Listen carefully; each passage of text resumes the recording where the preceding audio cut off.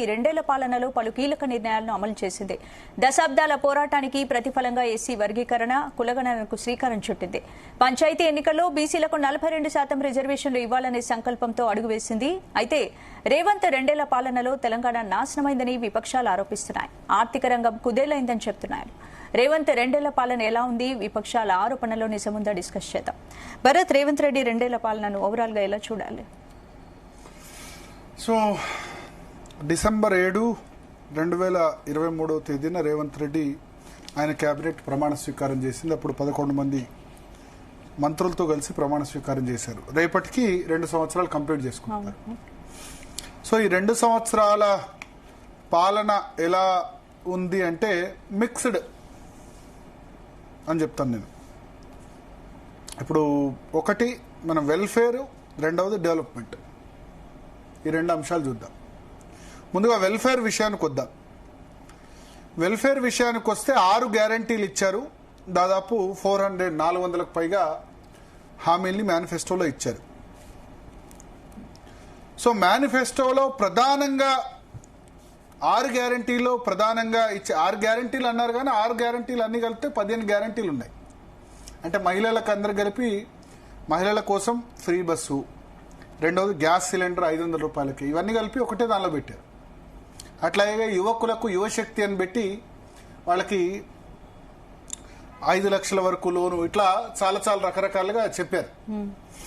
So మొత్తం 15 హామీలు ఉన్న మేజర్గా నెరవేర్చిన హామీ ఏంటంటే ఫ్రీ బస్ ఒకటి ఇచ్చారు. డిసెంబర్ 7 అంటే 2 రోజుల్లోనూ స్టార్ట్ చేశారు. డిసెంబర్ 9 సోనియా గాంధీ పుట్టినరోజు సందర్భంగా మహిళలకు ఫ్రీ బస్ ఇచ్చారు. 2 సంవత్సరాలుగా ఇంప్లిమెంట్ అవుతుంది. ఇమ్మీడియట్గా ఇంప్లిమెంట్ చేయడానికి కారణం ఏంటంటే ఫ్రీ బస్ అయితే ఆర్టీసీ భరిస్తుంది, రోడ్ ట్రాన్స్పోర్ట్ కార్పొరేషన్, గవర్నమెంట్ రూపాయి ఇచ్చేది లేదు. కాకపోతే ఆర్టీసీ అప్పుల్లో ఉంది, అది వేరే సంగతి. 500 కోట్ల నష్టాల్లో ఉంది. తర్వాత ఇస్తామంటారు ఆర్టీసీకి. ఆ ఫ్రీ బస్సుకు సంబంధించిన డబ్బులు ఆర్టీసీకి తర్వాత ఇస్తామంటారు. ఆర్టీసీలో పనిచేసే వాళ్ళు ఎవరు? అదేం స్వతంత్ర సంస్థ ఏం కాదు కదా, ప్రభుత్వం కిందనే పనిచేయాలి. కేసీఆర్ వచ్చేసి మొదట్లో ఆ స్ట్రైక్ 40 రోజులు చేసినప్పుడు ప్రభుత్వంలో కలపమంటే కలపలేదు. తర్వాత ఎలక్షన్ ముందేమో ఆర్టీసీని విలీనం చేసుకున్నాడు ప్రభుత్వంలో. సో ప్రభుత్వంలో అంతర్భాగం కాబట్టి అది ఎంత నష్టాలైనా సరే ఆ నష్టాలు భరించాల్సిన అవసరం లేదు. ఫ్రీ బస్ ఒకటి ఇంప్లిమెంట్ చేస్తున్నారు. రెండవది ప్రధానంగా నెరవేర్చిన హామీ రుణమాఫీ. 20,000 కోట్ల రుణమాఫీ చేశారు. 2 లక్షల వరకు ఉన్న రుణాలన్నీ కూడా ఒకటే విడతలో మాఫీ చేస్తామని చెప్పారు రేవంత్ రెడ్డి. పార్లమెంట్ ఎన్నికల ముందు చాలా సభల్లో కూడా జోగులాంబ మీద ఒట్టు, తర్వాత అన్ని దేవుళ్ళ యాదగిరి నరసింహస్వామి మీద ఒట్టు, ఆ హామీ అమలు ఇంప్లిమెంట్ చేస్తా అని చెప్పారు. ఆగస్టు 2024 వరకు రుణమాఫీ 2 లక్షల లోపు ఉన్న వాళ్ళకి చేశారు. 20,000 కోట్లు ఖర్చు అయినాయి. ఈ విషయంలో ఏంటంటే ఏ రాష్ట్ర ప్రభుత్వం కూడా 20,000 కోట్ల రూపాయలు ఖర్చు చేయలేదు రుణమాఫీ కోసం. కానీ ఇంత 20,000 కోట్ల ఖర్చు చేసి రుణమాఫీ చేస్తే ప్రజల్లో, రైతుల్లో సాటిస్ఫాక్షన్ ఉందా అంటే లేదు. దానికి కారణం ఏంటంటే వీళ్ళు ఏం చెప్పారంటే 2 లక్షల కంటే ఒక ఫ్యామిలీలో ఒకళ్ళకి అని చెప్పారు. సో కుటుంబంలో అన్న తమ్ముడు ఉన్నారనుకోండి, కాలే తండ్రి కొడుకు, తండ్రి లేకపోతే భర్త మీద, భార్య పేరు మీద పొలం ఉంటుంది, భర్త పేరు మీద పొలం ఉంటుంది, ఇద్దరు వేరువేరుగా తీసుకున్నారనుకోండి, పూర్తిగా రుణమాఫీ కాలే. తర్వాత 2 లక్షల పైన 3 లక్షల లోన్ ఉందనుకోండి, వీళ్ళు ఏం చెప్పారు, ముందు మీరు ఆ 1 లక్ష లోన్ కట్టండి, ఆ తర్వాత మేము మిగిలిన 2 లక్షలు రుణమాఫీ చేస్తామని. అది కూడా చేయలే. 1 లక్ష లోనే కట్టేశారు వీళ్ళు. ఆ 3 లక్షలు, మిగతా 2 లక్షలు ప్రభుత్వం కడుతుందన్నారు, కట్టలే, చేయలే. సో 20,000 కోట్ల రుణమాఫీ చేసిన రైతుల నుంచి అంత సాటిస్ఫాక్షన్ రాలే. 50 to 60% మెంబర్స్ మాత్రమే రుణమాఫీ అయింది. పూర్తి స్థాయి రుణమాఫీ అందరికీ కాలేదు. సో ఆ రుణమాఫీ అయిన వాళ్ళు 2 లక్షల వరకు అయిన వాళ్ళేమో చప్పడేకున్నారు, రాని వాళ్ళేమో గొడవ వేశారు, మాకు కాలేదు రుణమాఫీ అని చెప్పి. తర్వాత ఒకటేసారి రుణమాఫీ 20,000 కోట్లు చేయడంతో మొదటి 3 విడతలు రైతు బంధు ఇవ్వలేకపోయినారు. రైతు బందే ఇవ్వలేకపోయినారు. మొన్న ఖరీఫ్ సీజన్లో ఫస్ట్ టైం రైతు బంధు ఫుల్గా 9 రోజుల్లో ఇచ్చేశారు. ఇప్పుడు మళ్ళీ రబీ సీజన్ వచ్చింది. ఇప్పుడు డిసెంబర్ 6 ఇవాళ. ఎప్పుడు కూడా నవంబర్ నుంచి స్టార్ట్ అవుతుంది రైతు బంధు. ఇప్పుడు దాని పేరు రైతు భరోసా అని మార్చారు. వాళ్ళు 10,000 కేసీఆర్ ఇస్తే ఎకరానికి మేము 15,000 ఇస్తామని హామీ ఇచ్చారు. కానీ 12,000 చేశారు. 10,000 నుంచి 12,000 చేశారు. మొన్న ఖరీఫ్ సీజన్ లో మాత్రమే ఫుల్ గా రైతు బంధు 9 రోజుల్లో పడ్డది. ఓకే. మిగతా అన్ని కూడా మిగతా దానిలో ఇప్పుడు రబీ సీజన్ వచ్చింది, రైతు బంధు ముచ్చటే లేదు.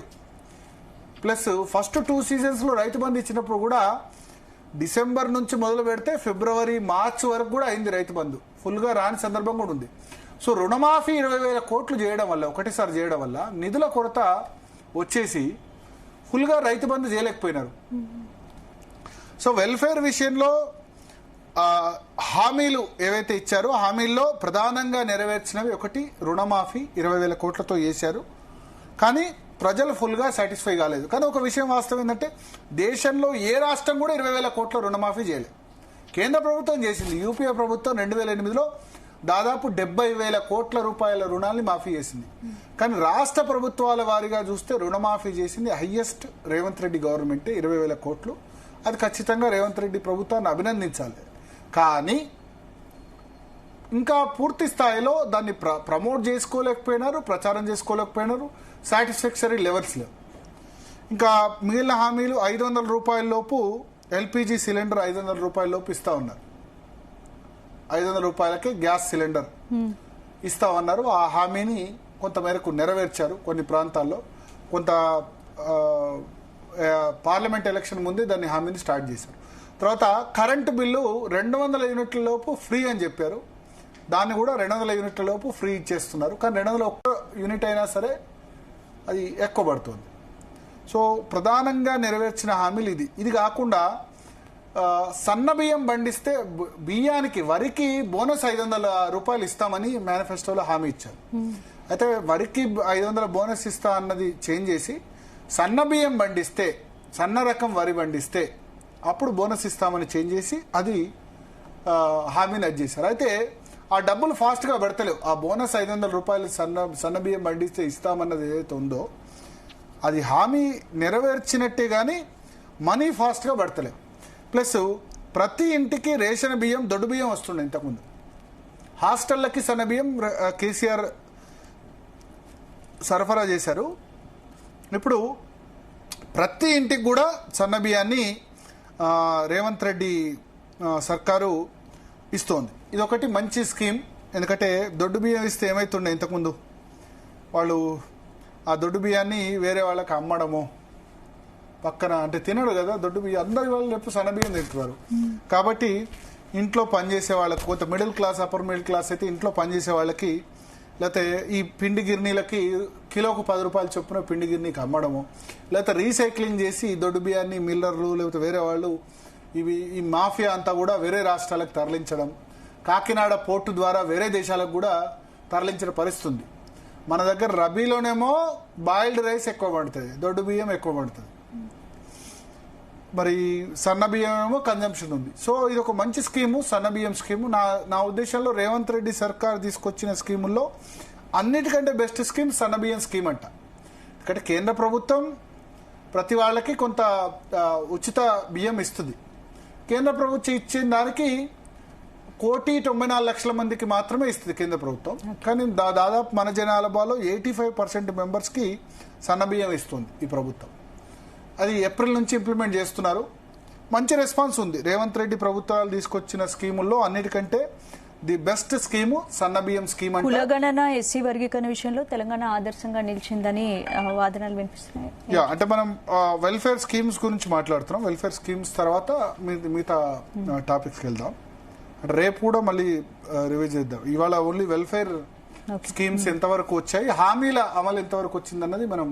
సో 6 గ్యారంటీలు సక్సెస్ఫుల్ గా అమలయ్యాయని చెప్తారు. 6 గ్యారంటీలు అంటే 15 గ్యారంటీలు ఉన్నాయి. దానిలో 15 గ్యారంటీల్లో 10 గ్యారంటీలు అమలు కాలేదు. ఎక్కడ అమలైనాయి? ఇప్పుడు నేను ఎగ్జాంపుల్ చెప్తా. ప్రతి మహిళకి 2,500 రూపాయలు పెన్షన్ ఇస్తామని చెప్పారు. ఇచ్చారా? ఇవ్వలే కదా. 2,000 రూపాయల పెన్షన్ 4,000 చేస్తామన్నారు వృద్ధులకు, వికలాంగులకు, వితాంతులకు. సార్ వికలాంగులకు 4,000ని 6,000 చేస్తామన్నారు. వృద్ధులకి, వితంతువులకి పింఛను, తర్వాత ఒంటరి మహిళలకి పింఛన్ 2,000ని 4,000 చేస్తామన్నారు. 2,000 ఉన్నది, చేయలే. అట్లాగే మహిళలకు, ప్రతి మహిళలకి 2,500 స్త్రీ శక్తి పథకం కింద ఇస్తామన్నారు. ఇవ్వలే. కళ్యాణ్ లక్ష్మి, షాదీ ముబారక్ వాళ్ళు 1,00,000 రూపాయలు ఇస్తే 1,00,000 రూపాయలతో పాటు తులం బంగారం కూడా ఇస్తామన్నారు. ఇచ్చారా తులం బంగారం? వచ్చింది ఎవరికైనా? రాలే కదా. గోల్డ్ రేట్ సో హామీలు నెరవేర్చని చాలా ఉన్నాయి. గోల్డ్ రేట్ అప్పుడు వాళ్ళు హామీ ఇచ్చినప్పుడు 50,000 ఉండే, వాళ్ళ దురదృష్టం ఇప్పుడు 1,23,000 అయిపోయింది తులం బంగారం. సో తులం బంగారం ఇస్తే మాత్రం మళ్ళా రేవంత్ రెడ్డి సర్కార్ ఖచ్చితంగా అధికారంలోకి వస్తుంది. ఎందుకంటే మహిళలకు బంగారం అంటే చాలా ఇష్టం. కానీ కళ్యాణ లక్ష్మికి ఇచ్చింది 1,00,000 అయితే ఈ తులం బంగారానికి ఇంకో 1,20,000 ఖర్చు అవుద్ది. అంటే ఒక ఇంట్లో పెళ్లి అయితే 2,20,000. సో ఈ తులం బంగారం హామీ కాలే. తర్వాత ఉద్యమకారులకి 300 గజాల ఇంటి స్థలం ఇస్తామన్నారు, కాలే. ఇందిరమ్మ ఇల్లు 5 లక్షలు ఇస్తామన్నారు. ఒక ఫేజ్ లో ఇందిరమ్మ ఇల్లు కొద్దిమందికి శాంక్షన్ చేశారు. అంటే స్థలం ఉన్న వాళ్ళకి. ఇదివరకు కేసీఆర్ ప్రభుత్వం వాళ్లే స్థలం చూసి వాళ్లే డబుల్ బెడ్రూమ్ ఇల్లు కట్టి ఇస్తామన్నారు. వీళ్ళు మాత్రం డబుల్ బెడ్రూమ్, సింగిల్ బెడ్రూమ్ ఇవేం చెప్పలే. 5 లక్షల రూపాయలు ఇందిరమ్మ ఇల్లుకి ఇస్తామన్నారు. కొన్ని ఇల్లు శాంక్షన్ చేశారు మొన్న. తర్వాత రేషన్ కార్డ్స్ ఒకటి కొత్తగా ఇచ్చారు. కొత్తగా అడిషనల్ గా రేషన్ కార్డ్స్ ఒకటి చాలా వరకు ఇచ్చారు. అయితే మోస్ట్లీ అడిగిన వాళ్ళకి దాదాపు చాలా వరకు ఇచ్చారు. జూబ్లీహిల్స్ కాన్స్టిట్యున్సీలో అయితే అందరికి వచ్చాయి. ఇక్కడ ఎలక్షన్ జరిగింది కాబట్టి అందరికి వచ్చాయి. బట్ బీఆర్ఎస్ ప్రభుత్వంలో 10 సంవత్సరాల్లో 1-2 సందర్భాల్లో ఇచ్చారు. ఒక 5 లక్షలు 6 లక్షల రేషన్ కార్డులు ఇచ్చారు. కొత్త రేషన్ కార్డులు ఇవ్వలే. అయితే ఇక్కడ ఒకటి మనం గమనించాలి. రేషన్ కార్డ్స్ అంటే ఏమైపోయిందంటే అందరూ ఆరోగ్యశ్రీ కోసం రేషన్ కార్డు తీసుకుంటారు. రాష్ట్ర జనాభాలో 85% మందికి తెల్ల రేషన్ కార్డులు ఉన్నాయి. సాధ్యం 80% మంది పేదలు ఉన్నారా చెప్పండి? ప్రతి ఒక్కళ్ళు రేషన్ కార్డే. అవతల ఇన్కమ్ ట్యాక్స్ కడతాడు, రేషన్ కార్డు. ఒక్కోడికి కోటీశ్వరుడు ఉంటాడు, వాడు కూడా తెల్ల రేషన్ కార్డు తీసుకుంటున్నాడు. ఇది కరెక్ట్ కాదు.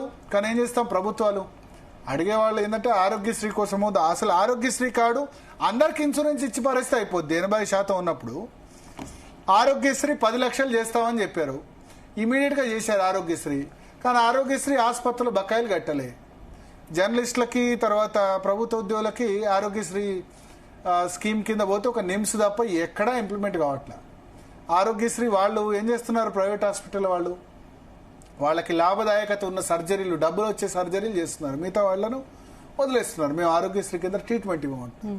తర్వాత పెండింగ్ బిల్స్ కట్టకపోవడం వల్ల చాలా వాటిలో ఆరోగ్యశ్రీని యాక్సెప్ట్ కూడా చేయట్లేదు. సో వాళ్ళకి లాభదాయకంగా ఉన్న స్టెంట్లు, ఇవన్నీ సర్జరీలు ఏవైతే ఉన్నాయో వాటికి మాత్రం ఆరోగ్యశ్రీ ఇస్తున్నారు. సో 6 గ్యారంటీలు 15 హామీల్లో చాలా వరకు ఒక 2-3 హామీలు నెరవేర్చారు నేను చెప్పినట్టు. ఇప్పుడు ఏంటంటే అది మహిళలకు ఫ్రీ బస్సు, ఆరోగ్యశ్రీ 10 లక్షల లిమిట్ పెంచడం, ఎల్పిజి సిలిండర్ 500 రూపాయలకి ఇవ్వడం, తర్వాత 200 యూనిట్ల లోపు ఉచిత విద్యుత్ ఇవ్వడం, ఇటువంటి ఇంప్లిమెంట్ చేశారు. తెలంగాణ ఉద్యమకారులకి 300 గజాల ఇంటి స్థలం ఇస్తా అన్నారు, ఇవ్వలే. తర్వాత 5 లక్షల ఇంటిగ్రేటెడ్ స్కూల్స్ అన్నారు. స్కూల్స్ స్టార్ట్ కాలే, ఇంకా అన్ని శంకుస్థాపనలు చేశారు కానీ ఇంటిగ్రేటెడ్ రెసిడెన్షియల్ స్కూల్స్ కడతామన్నారు. ఇట్లా చాలా హామీలు ఇచ్చారు. బట్ వాళ్ళు చెప్తుంది ఏంటంటే 2 సంవత్సరాల్లో బీఆర్ఎస్ చాలా అప్పులు చేసిపోయింది. 7 లక్షల కోట్ల అప్పులు చేసింది. 3 లక్షల కోట్లు అనుకుంటే 7 లక్షల కోట్లు అయింది. పాసిబుల్ కాదు అన్ని అన్నారు. అయితే ఉన్నదానిలో ది బెస్ట్ స్కీమ్ సన్నబియ్యం స్కీమ్ అని నేను చెప్తా. రుణమాఫీ కూడా చేశారు. 20,000 కోట్లు చేసిన సాచ్యురేషన్ స్థాయిలో వాళ్ళకి ఏదైతే ఫీడ్బ్యాక్ రావాలో అదైతే రాలేదు. సో అంటే మనం ఇంకా రేవంత్ సర్కారు వారం రోజులు ఉంది. వారం రోజుల పాటు వాళ్ళు చేసుకుంటారు. రోజు ఒక్కో రంగం మీద మనం అనాలిసిస్ చేద్దాం. ఇవాళ వెల్ఫేర్ స్కీమ్స్ లేకపోతే 6 గ్యారంటీల అమలు విషయంలో మనం పాస్ మార్కులు వేయొచ్చు. ఫుల్గా ఇంప్లిమెంట్ చేశారని చెప్పలేం పూర్తి స్థాయిలో. అంటే 2 సంవత్సరాలు అయింది ప్రభుత్వం అనొచ్చు. అంటే దేవన్నే మేము 6 గ్యారంటీలు అమలు చేస్తామంటే దేవన్ 6 గ్యారంటీలు అమలు చేయడం కూడా సాధ్యం కాదు. తర్వాత ఈ బోనస్ ఏదైతే ఇస్తున్నారో, పంటకి బోనస్, వరి పంటిస్తే బోనస్ అని చెప్పారో ఆ బోనస్లో సన్న బియ్యానికి మాత్రం బోనస్ ఇస్తున్నారు. అది కూడా మంచిదే. ఎందుకంటే అందరూ కూడా దొడ్డు బియ్యం ఇవ్వడం అన్నది, దొడ్డు బియ్యం పండించిన వేస్ట్. ఎవరు తమిళనాడు, కేరళ ఈ రాష్ట్రాలు కూడా తినట్లే. ఇంతకుముందు తినేవాళ్ళు వాళ్ళు దొడ్డు బియ్యం. సో అందరు సన్న బియ్యం తింటున్నారు. కాబట్టి సన్న బియ్యం పండించేలా ఎంకరేజ్ చేయడం కూడా మంచిదే. ఆ బోనస్ డబ్బులు సమయానికి ఇస్తే బెటరు. సో వెల్ఫేర్ స్కీమ్స్ విషయంలో ఇంకా అమలు కానీ చాలా ఉన్నాయి. మీరు అన్నట్టు ఆ తులం బంగారం, కళ్యాణ్ లక్ష్మి, షాదీ ముబారక్, నేనైతే ఫ్రీబీస్కు వ్యతిరేకం పర్సనల్గా. ఉచిత స్కీమ్స్కు ఇంప్లిమెంట్ చేయొద్దు అనే నేను అంటా. కానీ వాళ్ళు హామీ ఇచ్చారు కాబట్టి ప్రతిపక్షాలు అడిగితే ఇప్పుడున్న పరిస్థితిలో సర్కారు దగ్గర పైసలు లేవు. పైసలు లేకుండా ఇంప్లిమెంట్ చేస్తే ఏమవుతుందో మీకు తెలుసు. సో చూద్దాం వెల్ఫేర్ స్కీమ్స్ సంబంధించి ఇప్పుడు 2 సంవత్సరాల్లో ఇంప్లిమెంట్ చేసినవి ఇవి. మిగతా రోజుల్లో మిగతా స్కీమ్స్ని ఏ విధంగా ఇంప్లిమెంట్ చేస్తారనేది చూద్దాం.